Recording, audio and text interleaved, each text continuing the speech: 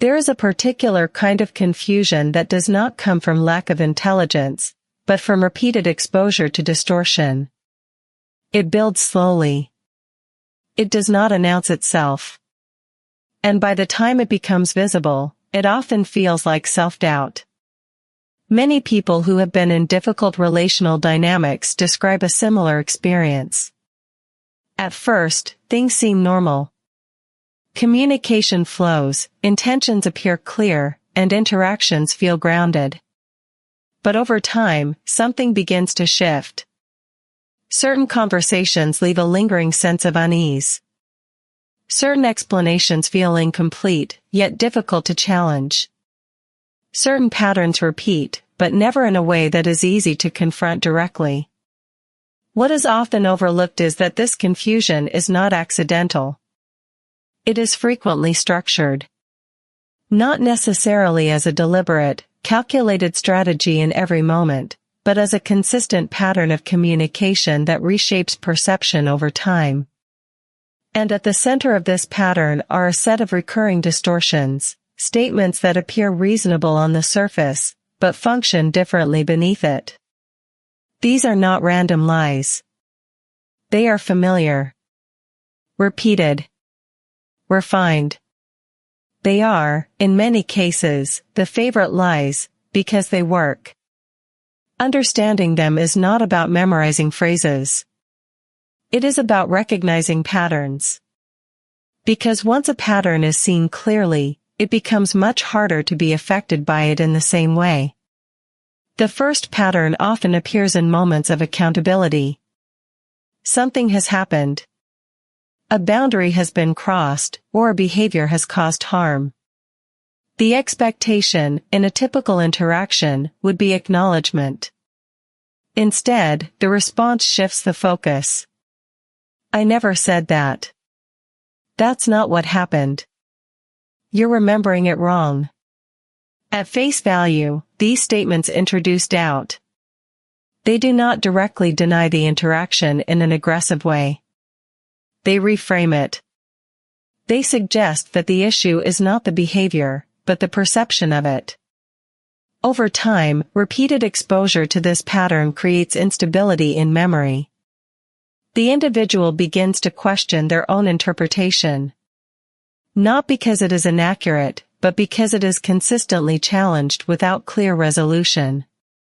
This is not simply disagreement. It is a reorganization of narrative. The second pattern often emerges when emotions are expressed.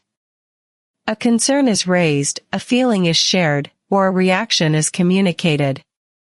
Instead of engagement, the response shifts to invalidation. You're overreacting. You're too sensitive. It's not that serious. These statements function by minimizing the emotional reality of the other person. They do not address the content of the concern. They redefine the concern itself as excessive or unwarranted. The effect is cumulative. The individual begins to filter their own responses. They hesitate to express concerns. They question whether their reactions are justified. Emotional clarity is replaced with hesitation. Again, this is not a direct denial of events. It is a reclassification of meaning. The third pattern is more subtle, because it often appears as reassurance. I would never hurt you. I'm not like that. You're the only one who matters. These statements create a contrast between behavior and identity. Even when actions suggest inconsistency, the verbal narrative reinforces a stable, positive self-image. The individual is encouraged to align with the stated identity rather than the observed behavior. This creates a split. What is seen and what is said do not fully align, but the verbal reassurance carries emotional weight. It appeals to trust, to hope, to the desire for consistency. Over time, the individual may prioritize intention over impact, explanation over observation. The pattern persists. The fourth pattern involves shifting responsibility. If you hadn't done that, I wouldn't have reacted this way. You made me do it. I was only responding to you. Here, the behavior is acknowledged, but not owned. Responsibility is redirected. The cause of the action is placed externally, on the other person's behavior. This creates a circular dynamic. The individual is placed in a position where addressing the issue requires first accepting partial blame for it. The focus moves away from the original action and toward the justification for it. As a result, accountability becomes difficult to establish, because it is never fully located in one place. The fifth pattern is perhaps the most difficult to recognize, because it often feels like possibility rather than distortion. Things will be different. I've changed. It won't happen again. These statements are not inherently false. Change is possible. Growth is possible. But within this pattern, the statements are often not accompanied by consistent behavioral shifts.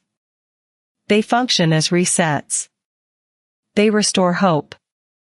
They create a temporary sense of resolution. They interrupt the accumulation of unresolved issues. And because they align with what the individual wants to believe, they are particularly effective. The cycle continues. Expectation is re-established. Behavior repeats. Explanation follows. Another reset occurs. Over time, this creates a pattern of intermittent reinforcement, periods of difficulty followed by moments of reassurance. This variability strengthens attachment, even in the presence of inconsistency. Each of these patterns, on its own, may not seem definitive. They can be interpreted as misunderstandings, as differences in perspective, as isolated incidents. But when they occur repeatedly, in combination, they form a structure. A structure that influences perception. This is why the question is not whether each individual statement is true or false in isolation. The more relevant question is whether the pattern, over time, aligns with observable reality. Are behaviors consistent with words? Is accountability present or consistently redirected? Does communication lead to clarity or to increased confusion? These are structural indicators. Recognizing them requires stepping back from individual interactions and observing the broader pattern. It involves shifting attention from explanation to consistency, from intention to outcome.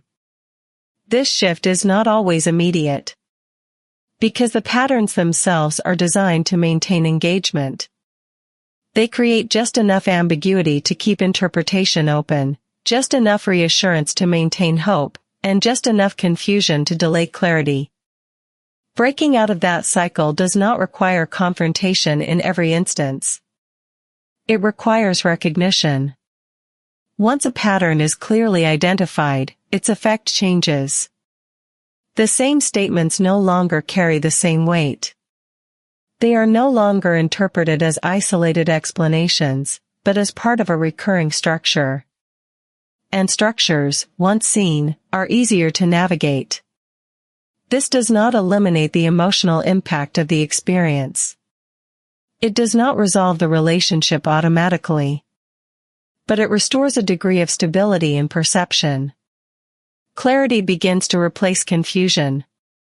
And with clarity, decisions become more grounded. The goal is not to become resistant to every statement, or to assume negative intent in all interactions. It is to develop the ability to differentiate between communication that leads to understanding and communication that leads to distortion. Because not all confusion is accidental. And not all explanations are meant to clarify. Some are meant to redirect. And once that is understood, the question shifts. Not, is this statement believable? But, does this pattern align with what I consistently observe? That question, over time, tends to produce more reliable answers.